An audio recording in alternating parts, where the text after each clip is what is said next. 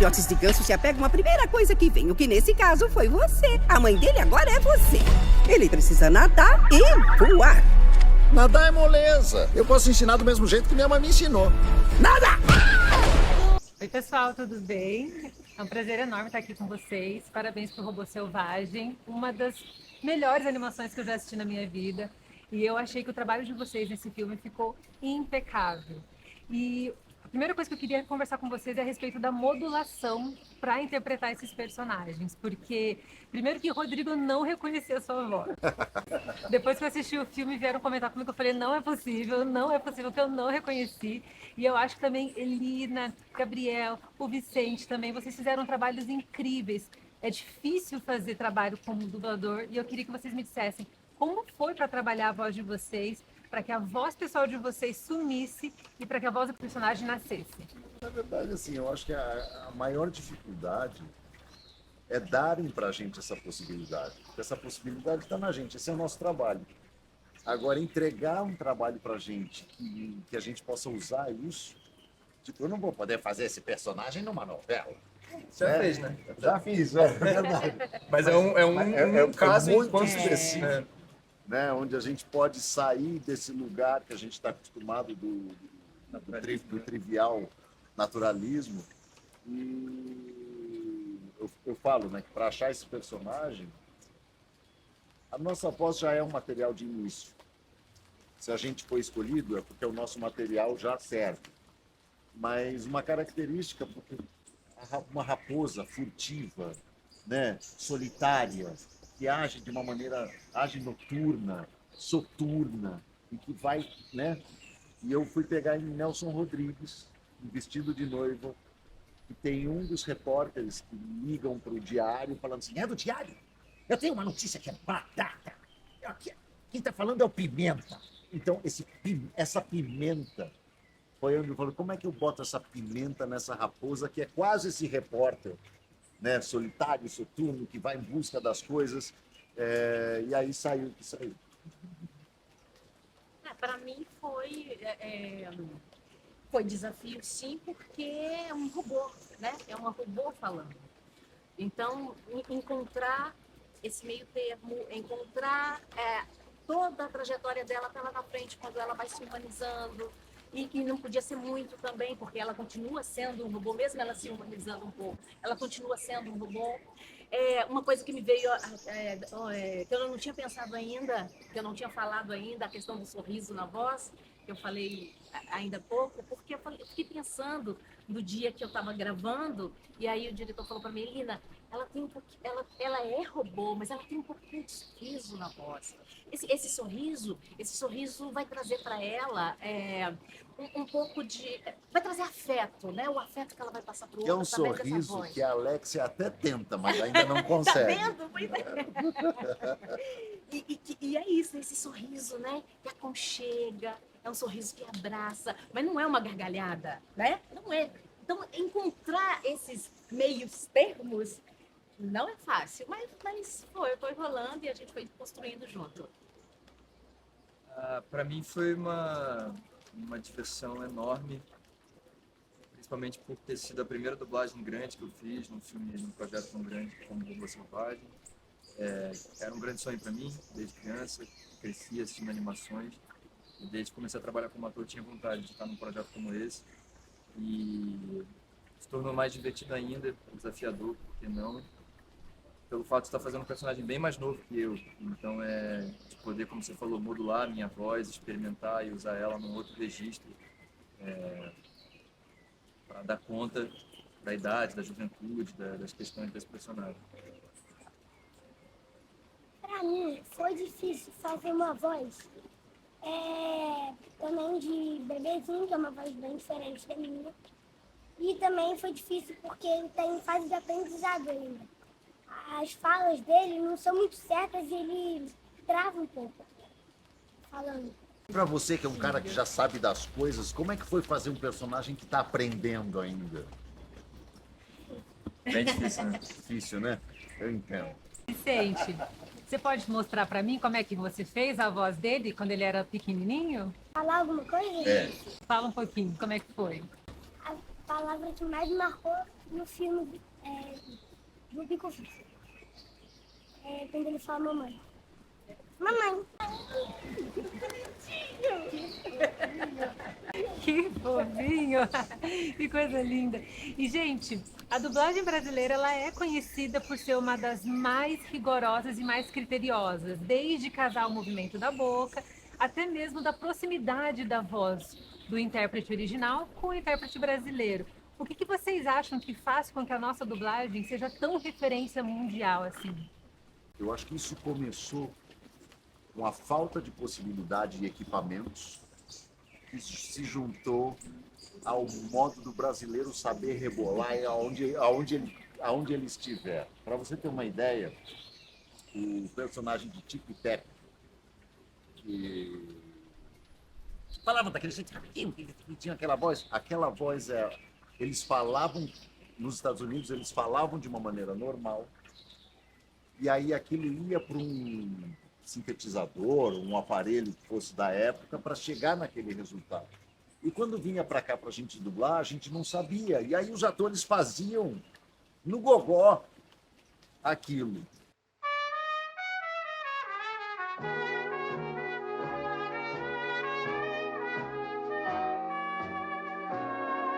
Então essa falta, e hoje todo mundo tem todos os equipamentos, né? Hoje se igualou muito. Mas isso fez com que o dublador brasileiro saísse de uma necessidade e fizesse com que, a partir dessa necessidade, ele ganhasse a corrida, sabe? Porque realmente uma técnica, né? A gente é o jeitinho brasileiro de resolver as coisas. Tipo assim, não, tic-tac não dá para fazer, vamos devolver. Não, mas que eu faço? Vamos lá. E a gente faz, a gente realmente faz. Né? A gente pega em produções de novela que a gente faz coisas que parariam uma produção norte-americana de um filme, por exemplo. Sabe? Não dá para grudar a câmera na frente do carro. Não, dá um silver tape que vai. Não, nos Estados Unidos não vai. Se cai a câmera, para o filme. Aqui não, aqui a gente vai, se cair, segura. Eu faço segurando aqui, a gente ajuda. Então a gente tem essa coisa de que a equipe se dá a mão. E o dublador não é diferente. Eu acho que uma coisa interessante também é essa compreensão de que, claro que eu acho a possibilidade de assistir no idioma original, ou seja, no idioma que não só uma animação, mas como um filme, enfim. Para nós que somos atores, você vai assistir a criação original daquilo. Quando você está assistindo uma dublagem, ou mesmo, por exemplo, a tradução de um livro, que seja, você já tem um processo de adaptação. E por melhor que seja, tem perdas, não tem jeito. Então mas não tendo a possibilidade de você assistir, nesse caso, o original, eu acho que tem um respeito em relação às pessoas que vão assistir essa adaptação, essa dublagem, de ter a experiência mais próxima possível do que seria o original. Então eu acho que é um cuidado, como o Rodrigo está falando, como você falou, da dublagem brasileira, nesse caso, que é uma referência mundial, de proporcionar essa experiência, de conseguir se aproximar o máximo possível da original. E como a gente já conversou e sabe que tem casos, às vezes até de fazer, mesmo que dublando e não criando, mas de conseguir trazer mais emoção e conseguir achar nuances, mesmo dentro das brechas, assim, e fazer às vezes um trabalho de voz até superior, ou enfim, seja, ou pelo menos que se encaixe mais com o nosso modo de ver e ouvir. Né? Sim, o que vai aproximar mais das pessoas também, né? De quem está ouvindo, trazer essas características nossas, né? Eu, por exemplo, lógico, assisto filme legendado, no idioma original, mas a animação até hoje em dia eu tenho o maior prazer de assistir dublado. Para mim, a animação é 100% dublado. Eu gosto de dublado. Pra mim também, é meio que uma regra. Às vezes eu gosto de ver o original, porque às vezes tem um ator que eu gosto e tá dublando, e aí é interessante ver mas o trabalho. Mas quando eu vejo o original, né? Eu não deixo de ver o dublado também. Exatamente. É uma coisa. Isso porque, assim, eu cresci ouvindo vozes que construíram o meu imaginário. Nós perdemos recentemente na pandemia uma grande voz que me acompanhou durante minha vida inteira, que foi Isaac Bardot. Foi o esqueleto do He-Man, que foi o Wolverine durante 17 anos, e fez personagens brilhantes, né? E nós tivemos Orlando Drummond, que acompanhou a nossa vida com desenhos, com filmes, com personagens de séries que a gente acompanhou durante a nossa vida inteira. E por isso que eu acho que eu não vejo filme dublado. Não, você vê, você está acostumado com essas vozes. E é isso que dá a gente assistir uma animação e parecer que foi a gente que fez. Verdade. E até puxando esse gancho, a gente tem algumas dublagens que são muito marcantes na nossa infância, né? Principalmente porque a gente cresceu assistindo filmes na TV aberta, que eram todos dublados. Então, assim, tem alguns filmes que a gente tem mais a voz do dublador do que a voz do ator original, como é o caso até mesmo do Eddie Murphy, né? Que é o dublador Mário Jorge. Vocês têm algumas dublagens assim que são quase memórias afetivas para vocês? A dublagem do Eddie Murphy é muito memória afetiva para mim. Então, assim, eu escuto a voz dele em português, é até difícil quando associar com a voz em inglês, porque eu tô tão acostumada. Queria saber de vocês, se vocês têm assim alguma dublagem que é quase uma memória afetiva. Eu gosto muito de ouvir a Miriam Fischer. Miriam Fischer, não é? A sonoridade é gostoso de ouvir. Sempre que eu ouço, ela faz, acho que com Nicole Kidman, não vou me lembrar todos agora, mas ela tem uma coisa que você ouve e aí você relaxa, sabe? É gostoso ouvir, te coloca num lugar assim de paz, tranquilidade, é gostoso. Traz uma coisa boa, não chega a ser uma memória, mas uma coisa boa, um lugar bom. Eu gosto da voz dela. Eu não vou saber falar o nome dos dubladores, infelizmente. Eu não vou falar de um personagem específico, mas me vieram agora pensando 3 momentos, assim, 3 dublagens que se eu fechar os olhos eu consigo escutar cenas do filme, ou no caso dessa série, dublados. Porque marcou muito ali, principalmente, talvez o meu último momento assistindo filmes dublados, até começar a assistir legendado. Os filmes do Harry Potter, os primeiros principalmente. Então eu mesmo que já tenha reassistido algumas vezes legendado com as vozes originais, mas eu consigo ver as cenas e escutar as vozes dubladas. Mesma coisa do Senhor dos Anéis, saíram em épocas muito próximas. E Eu, a Patroa e as Crianças. O que foi que aconteceu? Você se machucou? Não. É só a reação do ácido lático. Tá com dificuldade para se movimentar. Mas de manhã já vai estar bom. Meu peito vai ficar igual ao seu. Sem dúvida. Isaac Bardavi é um dos, Orlando Drummond, Darcy Pedrosa, talvez, para mim, tenha sido o maior deles na minha memória emotiva. Ele fazia o Jack Nicholson, ele fazia o Jack Palance num programa chamado Acredite Se Quiser. E eu cheguei a dublar um desenho tentando imitar a voz dele o tempo todo. E é um desenho chamado A Lenda de Oz. E eu tive vontade de fazer essa homenagem a ele. Que foi o dublador que mais me marcou e foi o primeiro dublador que eu vi trabalhando na vida. Assim, que eu entrei no estúdio de dublagem, vi dublar. Eu tinha 12 para 13 anos e eu fui conhecer a Herbert Richards e quem estava dublando era ele. E aí eu me apaixonei por esse universo. Legal. E Vicente, fala pra mim, o que foi mais difícil pra você para fazer a dublagem do Bico Vivo mais novinho? Cadê a voz? Fazer a voz? Mas você teve que mexer muito na sua voz para interpretar ele? Bastante. É? Mais ou menos. E como que você treinava para poder acertar a voz perfeita do mamãe?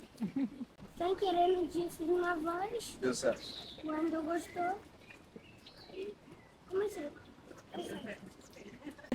Legal. Gente, para nós encerrarmos a nossa entrevista, eu queria fazer só um bate-bola com vocês rapidinho, porque esse filme fala sobre inteligência artificial, a evolução da inteligência artificial e como ela se tornou não apenas um instrumento de utilidade pública, mas também acabou ocupando diversas funções na nossa vida. Para vocês, 3 coisas que vocês acham que a inteligência artificial trouxe de bom e 3 coisas que vocês acham que trouxe de ruim e negativo. Pra mim, pra criança, sim, jogos, a inteligência artificial trouxe. Tanto para crianças quanto para adultos, adolescentes. E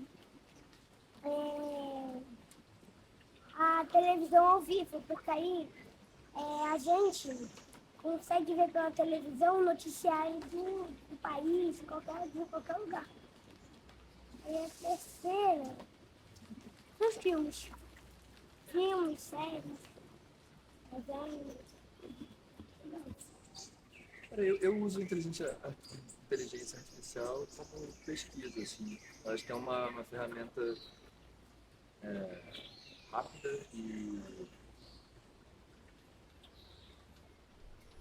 profunda de alguma forma, assim, você consegue ter um apanhado geral, assim, e me serve de forma produtiva nesse sentido, assim. Eu tenho um pouco de receio ainda, porque é isso, a gente não sabe, ela tá aí, mas a gente não sabe para onde vai.